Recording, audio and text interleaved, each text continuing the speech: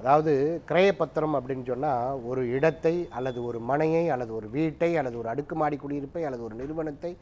ஏதோ ஒரு அசையா சொத்தை வந்து நம்ம கிரயத்துக்கு வந்து நம்ம வாங்குறது, பணம் கொடுத்து அதை பை பண்ணுறது, பர்ச்சேஸ் பண்ணுறது. ஸோ அப்படிப்பட்ட இடங்களை நீங்கள் வாங்கும் பொழுது அவசியம் அந்த கிரயப்பத்திரத்தில் இதே தான் வருவாய்த்துறை பதிவேடுகளும்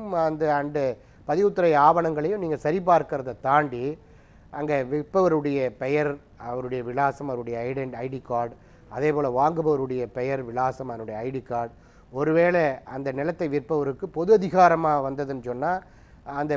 முதல்ல பிரின்சிபலுடைய பேர், அந்த டீட்டெயில், அப்புறம் பொது அதிகார முகவருடைய பெயர், அந்த விவரம், அதன் பிறகு அந்த நிலம் எந்த வகையிலெல்லாம் வந்தது, எந்த ஆவணங்கள், எந்த சார் பதிவாளர் அலுவலகம், எந்த ஆண்டு, எந்த தேதி, என்ன பேஜ், என்ன வால்யூம் அப்படிங்கிற அந்த விவரங்கள். அதன் பிறகு ஷெட்யூல் ஆஃப் ப்ராப்பர்ட்டியில் ரொம்ப டீட்டெயில்டாக அது எந்த மாவட்டம், எந்த வட்டம், அப்புறம் எந்த கிராமம், அப்புறம் எந்த பதிவு மாவட்டம், எந்த ரெஜிஸ்டர் ஆஃபீஸ்,